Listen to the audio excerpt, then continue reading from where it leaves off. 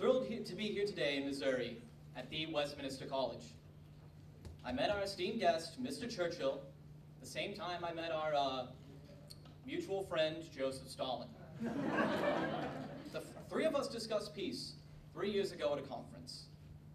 The world has emerged from the most destructive war in human history. And naturally, peace is on all of our minds. He's speaking here today because as I look across the room, I see the weary faces of parents who have outlived their children and the war-hardened stares of the men who have seen the abominations on the battlefield. Mr. Churchill is no stranger to war. As a young man, he served on the Queen's Own Hussars in 1895. He traveled the world from Cuba to South Africa. While in Sudan, he participated in what has been described as the last meaningful British cavalry charge on September 1898. After spending some time as a major with the 2nd Battalion, Grenadier Guards, he was appointed Lieutenant Colonel commanding the 6th Battalion on the Western Front in the First World War. He has led Great Britain through the gambit of relentless German bombing and rocket attacks. He breathed life into a tiring nation, unwilling to let the lonely island fall into tyranny, declaring, "We shall never surrender." Mr. Churchill is a statesman at heart. He knew what needed to be done in order to defeat the Axis powers. Threatening to enslave the English people, he has kept close relations with both us and the Soviets. He once remarked, even though he does not agree with communism, he once remarked, "If Hitler invaded hell, I would at least make a favorable reference to the devil in the House of Commons," regarding his policy towards Stalin. Mr. Churchill is not only speaking to Westminster College today, but to all those who uphold peace and despise tyranny. I cannot think of anyone more qualified to discuss peace than Mr. Churchill. His inspiring leadership of Britain brought us the only sort of peace worth having, peace with freedom. He served as Member of Parliament, First Lord of the Admiralty, Minister of Defense, and Prime Minister of Great Britain. Now, as I understand it, Mr. Churchill is going to talk about the sinews of peace. I know he will have something constructive to say to the world.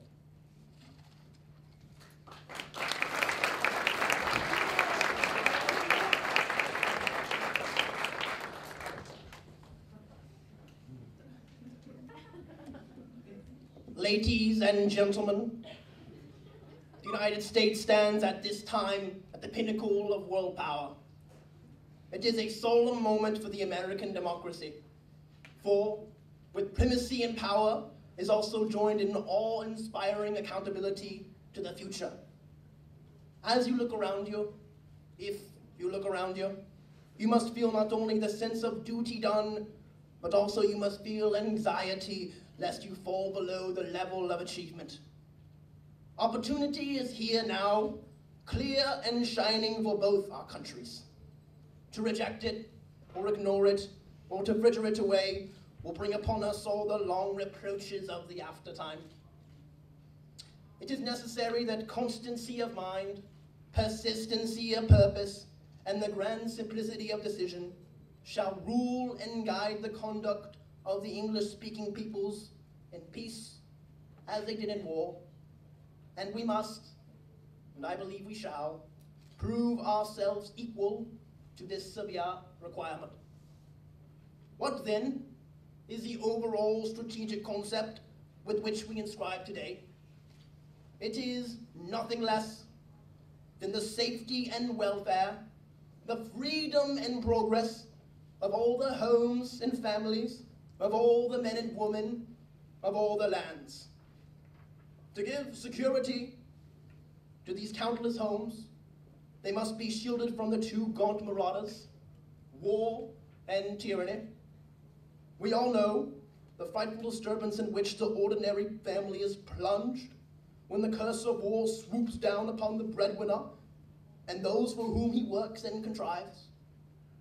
The awful ruin of Europe, with all its vanished glories, and of large parts of Asia, glares us in the eyes. When the designs of wicked men, or the aggressive urge of mighty states dissolve over large areas, the frame of civilized society, humble folk are confronted with difficulties with which they cannot cope. For them, all is distorted, all is broken, all is even ground to pulp. Our American military colleagues, after having proclaimed their overall strategic concept, always proceed to the next step, namely the method. Here again, there is widespread agreement. A world organization has already been erected for the prime purpose of preventing war. We must make sure that its work is fruitful, that it is a reality and not a sham, that it is a force for action and not merely a frothing of words, that it is a true temple of peace in which many shields of many nations can someday be hung up, and not merely a cockpit in a Tower of Babel. We must be certain that our temple is built not upon shifting sands or quagmires, but upon the rock. We cannot be blind to the fact that our liberties enjoyed by individual citizens throughout the United States and Britain are not valid in a considerable number of countries, some of which are very powerful. The power of the state is exercised without restraint, either by dictators or by compact oligarchies operating through a privileged party and a political police. It is not our duty at this time, when difficulties are so numerous, to interfere forcibly in the internal affairs of countries with which we have not conquered in war. But we must never cease to proclaim in fearless tones the great principles of freedom and the rights of men which have been claimed to us by the Magna Carta, the Bill of Rights, habeas corpus, trial by jury, English common law, which find their most famous expressions in the American Declaration of Independence. All this means that the people of any country have the right and should have the power by constitutional action to choose or change the character or form of government under which they dwell. Here are the title deeds of freedom which should lie in every cottage home. Here is the message of the British and American peoples to mankind. Let us preach what we practice. Let us practice what we preach. It is my duty, for I am sure you would not wish me to misstate the facts as I see them to you. It is my duty to place before you certain facts about the present position in Europe. From Stettin in the Baltic to Triatus in the Adriatic, an iron curtain has descended across the continent. Behind that line, all the capitals of the ancient states of Central and Eastern Europe: Warsaw, Berlin, Prague, Vienna, Budapest, Belgrade, Bucharest, and Sofia. All these famous cities and the populations around them lie in what I must call the Soviet sphere, and are all subject in one form or another, not only to Soviet, but to influence from Moscow. The communist parties, which were very small in all these eastern states of Europe, have been raised to preeminence of power far beyond their numbers, and are seeking everywhere to obtain totalitarian control. Police governments are prevailing in nearly every case, and so far, except in Czechoslovakia, there is no true democracy. This is certainly not the liberated Europe we fought to build up, nor is it one which contains the essentials of permanent peace. The safety of the world, ladies and gentlemen, requires a new unity in Europe, from which no nation should be permanently outcast. It is from the quarrels of the strong parent races in Europe that the world wars we have witnessed, or which occurred in former times, have sprung. Surely, we should work with conscious purpose for a grand pacification of Europe within the structure of the United Nations and in accordance with our charter. On the other hand, ladies and gentlemen, I repulse the idea that a new war is inevitable. Still more, that it is imminent. It is because I am sure that our fortunes are still in our own hands and that we hold the power to save our future. I do not believe that Soviet Russia desires war. What they desire is the fruits of war and the indefinite expansion of their power and doctrines. But what we have to consider here today, while time remains, is a permanent prevention of war and the establishment of conditions and freedom and democracy as rapidly as possible in all countries. Our difficulties and dangers will not be removed by closing our eyes to them. They will not be removed by mere waiting to see what happens, nor will they be removed by a policy of appeasement.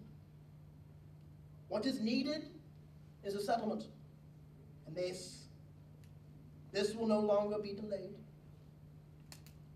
If the population of the English-speaking Commonwealth be added to that of the United States, with all that such cooperation implies, in the air, on the sea, all over the globe, and in science, and in industry, and in moral force, there will be no quivering, precarious balance of power to offer its temptation to ambition or adventure. On the contrary, there will be an overwhelming assurance of security if we adhere faithfully to the Charter of the United Nations and walk forward in sedate and sober strength, seeking no one's land or treasure, seeking to lay no arbitrary control upon the thoughts of men. If all British and moral material forces and convictions are joined with your own in fraternal association, the high roads of the future will be clear, not only for us, but for all, not only for our times, but for a century to come.